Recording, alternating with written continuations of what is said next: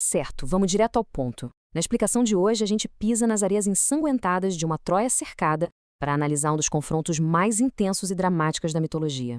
E olha, não é só um choque entre dois guerreiros pesos pesados. É uma daquelas narrativas pesadas sobre o destino, a mão dos deuses e aquela dor inevitável que sempre vem com a glória.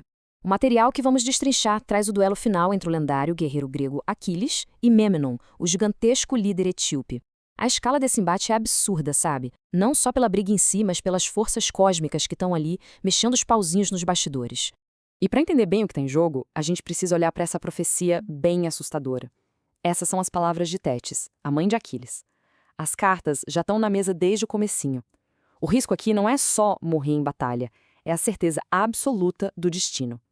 Aquiles cai num paradoxo brutal. A própria vitória dele é o gatilho da sua destruição.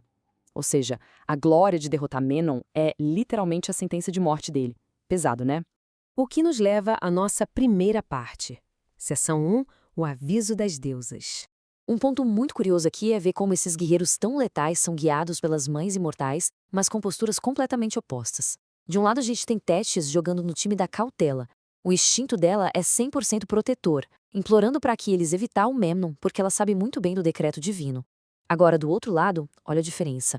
Temos Aurora, a deusa de rose os dedos. A tática dela é de cair o queixo. Em vez de pedir cuidado, ela simplesmente incentiva o filho, Mêmenon, a continuar a matança livremente.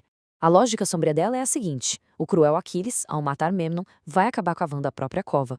É um incentivo letal que faz o Mêmenon abrir aquele sorriso confiante quando empunha a lança, sem medo nenhum.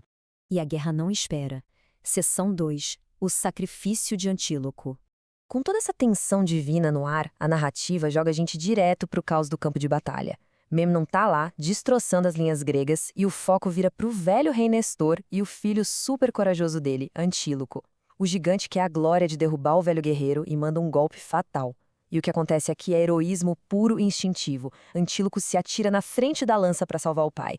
Gente, a força desse golpe é um negócio aterrorizante. A lança do Mêmenon rasga 3 camadas de couro de boi super grossas e mais uma chapa de bronze, matando Antíloco na hora.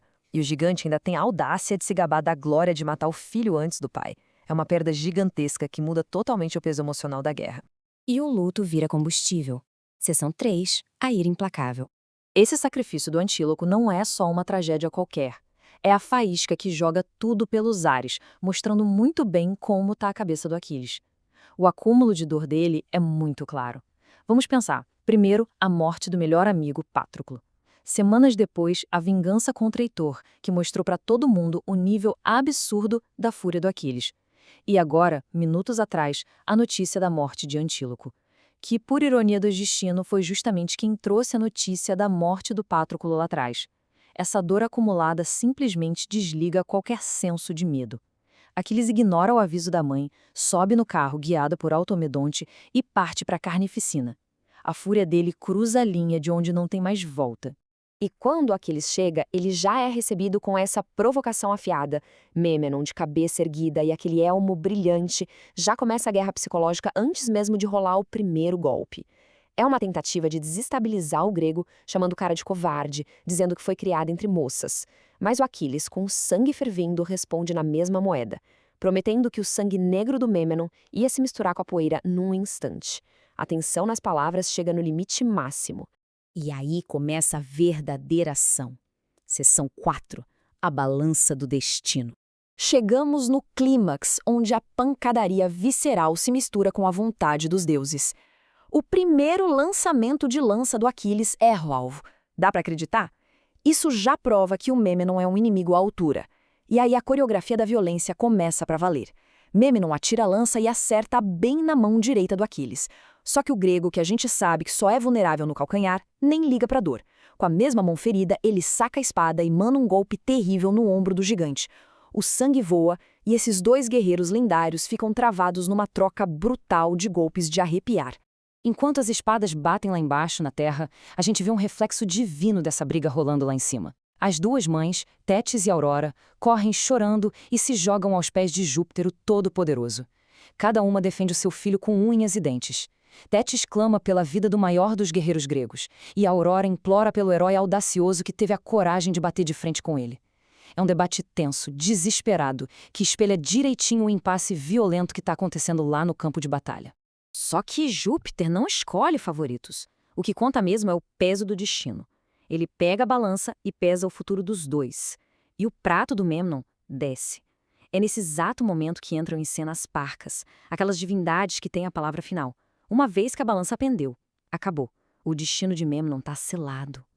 O mais doido é que a decisão divina acontece antes da ação física, ou seja, a morte já é um fato lá no céu, só falta ser executada lá embaixo na terra.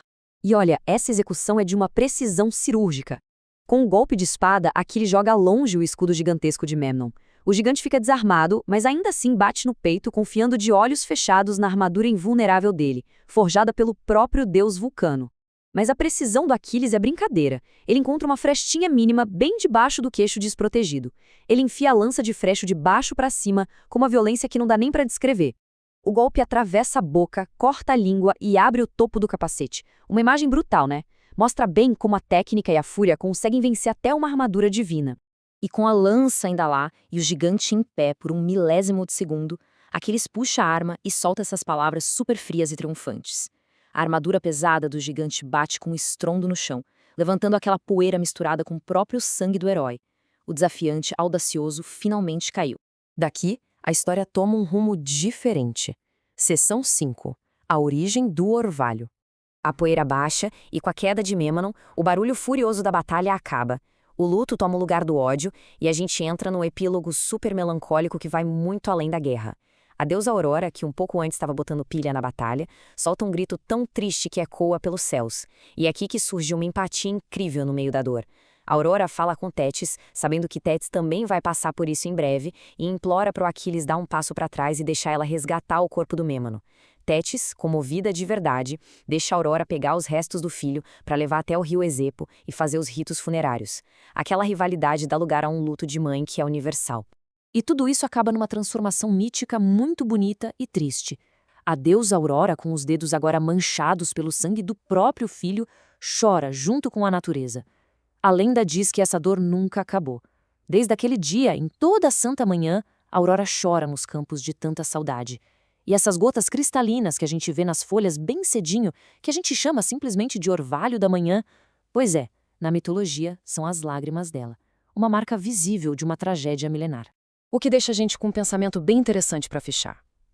Quando a gente olha para essas gotinhas brilhantes nos campos amanhecendo, quase nunca pensa no sangue, nas espadas ou na dor profunda que criou essa lenda. E é para isso que esses mitos enormes servem, para ligar a beleza do nosso dia a dia a sacrifícios gigantescos. Fica aí a reflexão. Quantas outras coisas lindas na natureza não escondem lá no fundo a sombra de uma despedida trágica?